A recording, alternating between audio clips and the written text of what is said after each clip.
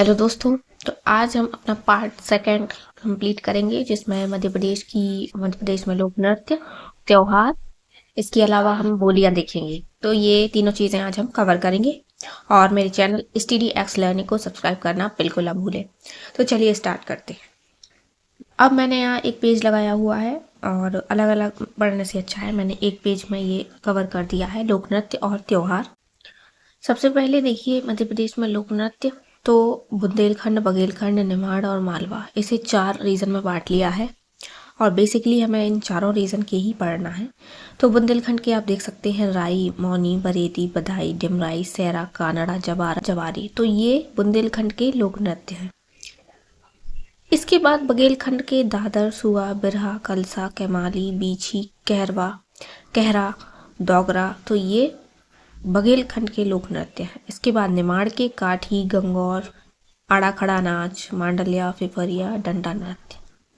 मालवा की बात करें तो फाग, पतंग नाच, गरबा, गरबी, कहरवा, फुंदी, गैर छतरी, काना, ग्वालिया और जाला, फूलपाती। तो ये मालवा क्षेत्र के लोक नृत्य हैं। तो ये पूरे लोक नृत्य आपको याद कर लेना है।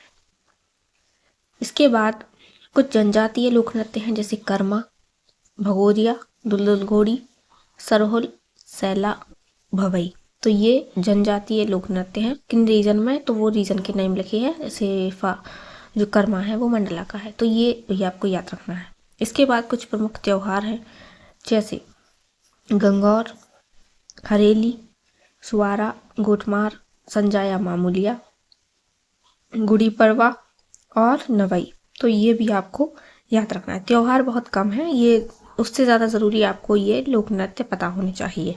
और जितने त्योहार मैंने लिखे हैं वो आप पढ़ लेना। आगे बढ़ते हैं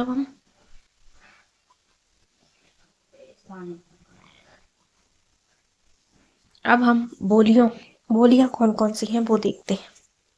तो मध्य प्रदेश की प्रमुख बोलियां, सबसे पहले है निमाड़ी। निमाड़ी खंडवा, खरगोन, धार, इंदौर, बड़वानी, झाबुआ यहाँ बोली जाती है।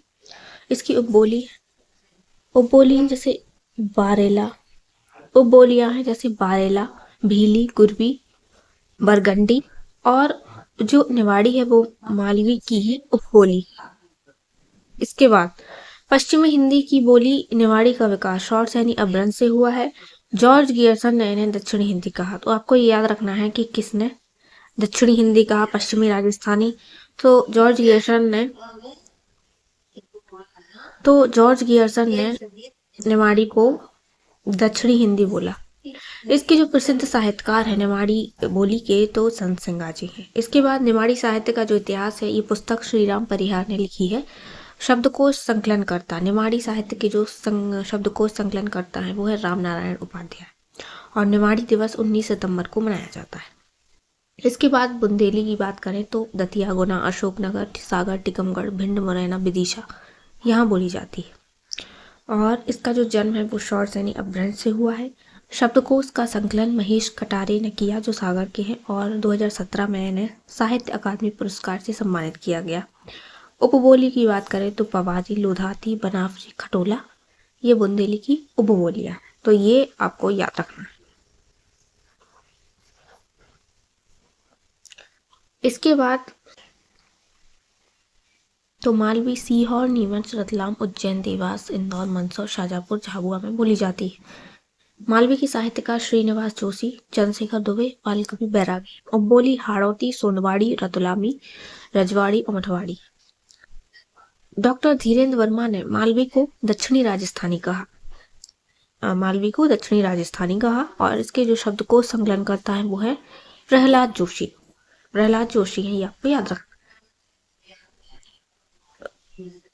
बघेली बोली की बात करें तो रीवा, सतना, सीधी, शहडोल, उमरिया यहाँ बोली जाती है। उपबोली की बात करें तो तिरहारी, पवारी, गोंडी, करोहा। शब्दकोश संकलन करता कौन है, तो श्रीनिवास शुक्ल हैं। और गोंडी भाषा की बात करें, अभी यहाँ से गोंडी भाषा चालू, तो भाषा का जो सर्वाधिक प्रभाव है वो महाकौशल क्षेत्र में हुआ। दक्षिण पूर्वी मध्य प्रदेश में बोली जाती है। और जो गोंड जो जनजाति है वो सबसे ज़्यादा इसे बोलती है। गोंडी भाषा को प्राथमिक शिक्षा में शामिल किया जाएगा, ऐसा मध्य प्रदेश सरकार ने कहा है। और 2 फरवरी को गोंडी भाषा दिवस मनाया जाता है। गोंडी के लिए प्रयुक्त लिपि है देवनागरी। तो ये सारी चीज़ें आपको याद रखना है। तो ये हो गई, कुछ ज़्यादा बड़ा टॉपिक नहीं था क्योंकि इसके पहले हम पार्ट 1 पढ़ चुके थे। तो ये हो गया। अब हमें कुछ और चीज़ें देखना है, वो हम नेक्स्ट वीडियो में देखेंगे। तो ऑलमोस्ट हमारा जो 10th यूनिट है जनजातियों वाली वो कंप्लीट होने वाली है। ज़्यादा से ज़्यादा वीडियो को शेयर करें, वीडियो को देखें, MCQ लगाएं, कुछ पूछना चाहते हैं कमेंट में ज़रूर पूछें। तो आज के लिए बस इतना ही। चैनल को सब्सक्राइब करना ना भूलें और मिलेंगे नेक्स्ट वीडियो में। तब तक के लिए थैंक यू।